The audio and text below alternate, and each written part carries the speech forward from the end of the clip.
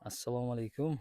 Angren shahridan yer olaman, uchastka qilib turib uy quraman degan akalarimiz uchun juda ham ajoyib variant chiqdi. Mana hozir Samarchiq mahallasidamiz. 10 sotixli uyga 6 ta xonali qilib turib akamiz o'zlariga yashayman deb turib chiroyli qilib qurib qo'ygan.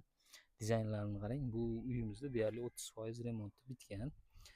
Shuvoqlari bo'lgan, montaj ishlari bo'lgan tomlarimiz mana ko'rib turibsizlar, tunkadan yopilgan. Hop. Bu yoqda joylarimiz juda ham katta. Mana bu joygacha bu yog'i qo'shnilarimiz ahil holatda bir-biri bilan kelishib mazza qilib yashaydigan.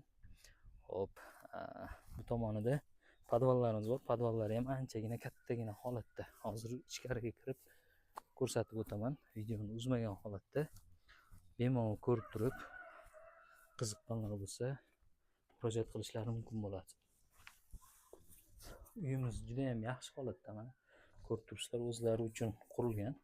Yashaymiz deb podvallari ham mana katta holatda, juda ham katta.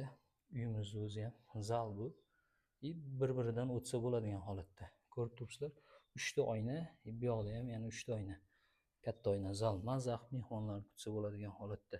Podvalimiz o'zi ham yaxshigina katta holatda mana. Balkalar qo'yilgan, hali lekin taxtalar qo'yilmagan. Bundan keyin mana bu xonaga o'tamiz. Bu yoqda ham kichkinagina nima deydi, o'rta bir-biriga o'tsa bo'ladigan holatda qilib qo'yilgan xonalarni. Bu yoqda o'tadigan bo'lsak, bu yoqda mana bu tomondan ham ichkariga kirish ehtimolligi bo'ladi. Kirganimizda tashqaridan o'ng tomonimizda ham xuddi shunaqa katta bitta xona bor.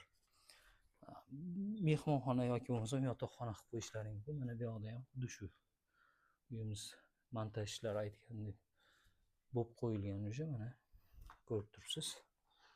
Undan keyin bu yoqqa o'tadigan bo'lsak, bu yoqda yana bitta detskiy xona qilib qo'yishimiz mumkin. Buni mana kichkinagina bolalar uchun bitta oynali. Hop, undan o'tadigan bo'lsak, chap tomonimizda yana bitta mehmonxona. Bu yoqda bitta oynasi bilan.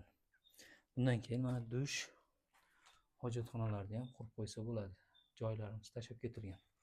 Aynan shunaqa uchun. Hop. Uyimizni narxiga keladigan bo'lsak, uyimizni narxini egalari 45.500 deb belgilagan. Kimga qiziq bo'ladigan bo'lsa, opsiyada telefon raqamlarini qoldiramiz. Telefon qilib turib bemalol to'liqroq ma'lumotlar olsalaringiz bo'ladi. Qo'shnilar aytganidek juda ham ahil ekan.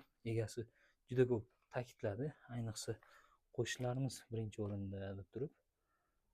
Qo'shnilar kim uy emas qo'shni olaman deganlar bo'lsa kelaverasizlar. Mana hovlilarimiz ham tashqari tomonlari anchagina katta holatda.